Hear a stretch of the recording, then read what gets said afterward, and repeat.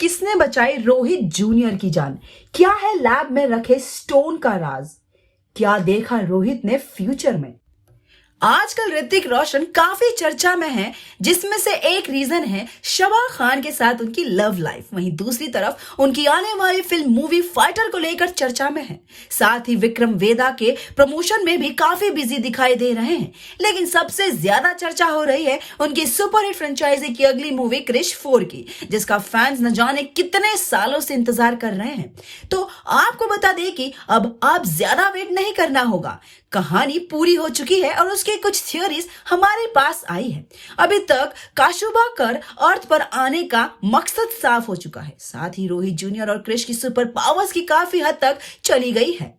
क्रिश के ऊपर बहुत जिम्मेदारी आ गई है, क्योंकि उसे अपने पापा के दोस्त जादू को भी बचाना है, साथ ही पूरी दुनिया को भी। क्रिश हर वक्त सिर्फ इसी सोच में लगा रहता है कि वो कैसे अपनी और अपने बेटे की सुपर पावर्स वापस लाए, क्योंकि काशुबा से लड़ने के लिए सुपर पावर्स का होना जरूरी है। क्योंकि काशुबा के पास भी सुपर पावर्स है और उसका सामना कर अब आसान नहीं है। तभी एक दिन रोहित जूनियर अपने पापा के पास जाता है और उसे बताता है कि उसने अपने दादाजी रोहित मेहरा की लैब में एक ऐसा स्टोन देखा है जो कि हमेशा चमकता रहता है। वो इसलिए चमकता है क्योंकि वो हमेशा सोलर एनर्जी को कैप्चर करता है, जिससे उसके अंदर एक चमक बनी रहती है। रोहित जूनियर कहता है कि ये स्टोन जादू ने ही उसके दादाजी को दिया था। ये बात उस स्टोन के पास रखे एक नोट से साफ हो जाती है, जिसमें एलियंस की भाषा में लिखा है, for my best friend Rohit. अब कहानी फ्लैश बैक में जाती है। कहानी को कोई मिल गया के टाइम पर सेट किया गया है। इधर साथ ही फिल्म में प्रीति जिंटा का एक छोटा सा कैमियो है, जो इस पास स्टोरी का पार्ट है।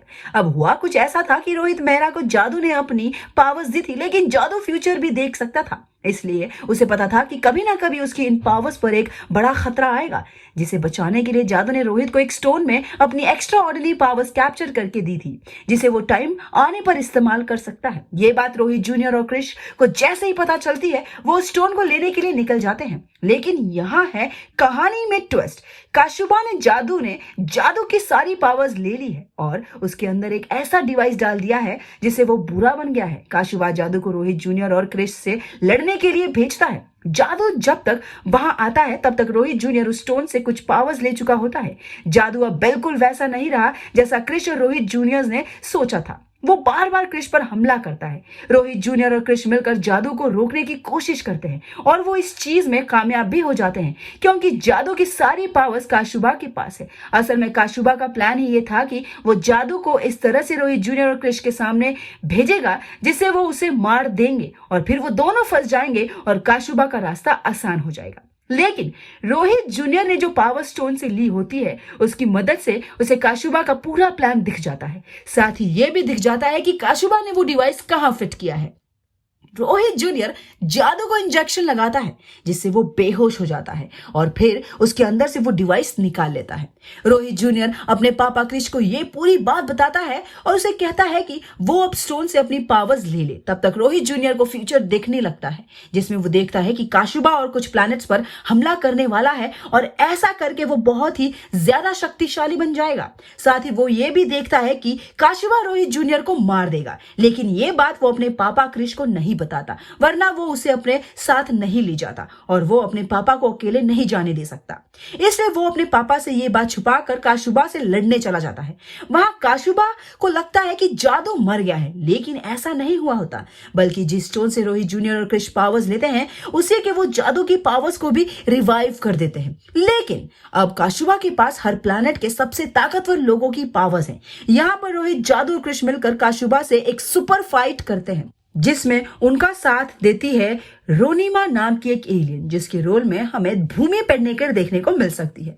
रोनिमा एक एलियन सुपर गर्ल है जो जानती है काशुबा को कैसे मारा जाएगा। वो रोहित जूनियर को बताती है कि अगर काशुबा को एक अंधेरे प्लैनेट पर ले जाया जाए तो बिना सूरज की लाइट के उसकी पावर्स बेकार हो जाएंगी। रोहित जूनियर अपनी मौत को देख चुका था, लेकिन वो उसके बारे में सोचे बिना काशुबा को धोखे से अपने साथ एक ऐसे ही प्लैनेट पर ले जाता है जहां पर एक सुपर फाइट होती है। फिल्म के वीएफएक्स में बहुत पैसे लगाए गए हैं। अब देखना यह होगा कि वो वर्थ भी है या नहीं। जब रोहित जूनियर काशिबा को मारने के लिए जाता है तब उससे लड़ते वक्त वो काशिबा के हाथ मारा जाता है। रोहित के जमीन पर गिरते ही उसके पापा क्रिश वहां पहुंच जाते हैं और अपने बेटे को ऐसे देखकर क्रिश को बहुत गुस्सा आता है और वो काशिबा को वहीं अपने स्पेशल पावर्स जनरेट करके मार देता है। क्रिश अपने बेटे के पास बैठकर रो रहा होता है, तभी रोनिमा रोहित जूनियर को वहां से उठा कर ले जाती है अपने प्लेनेट पर, जहां क्रिश को वो अपनी सुपर नेचुरल पावर्स की मदद से वापस से जिंदा कर देती है। प्रिया को ये सब नहीं पता, लेकिन मीडिया में रोहित जूनियर की मौत की खबर आग की तरह फैल जाती है, जो कि प्रिया टीवी पर देख लेती है और वो रोने लगती है। तभी रोहित जूनियर और क्रिश वहां आते हैं और प्रिया को पूरी कहानी बताते हैं, जिस पर प्रिया दोनों से वादा मांगती है कि अगली बार से वो उसे भी अपने साथ ले जाएंगे। हो सकता है कि क्रिश फ्रेंचाइजी की अगली मूवी में हमें एक सुपर हीरोइन देखने को मिले जो कि प्रिया हो, क्योंकि प्रिया के वादे के बाद रोहित और क्रिश दोनों ही उसे कुछ पावर्स ट्रांसफर कर देते हैं और साथ ही मिड क्रेडिट सीन में रोहित जूनियर को प्रिया को सुपर पावर्स का यूज करना सिखाते हुए दिखाया गया है।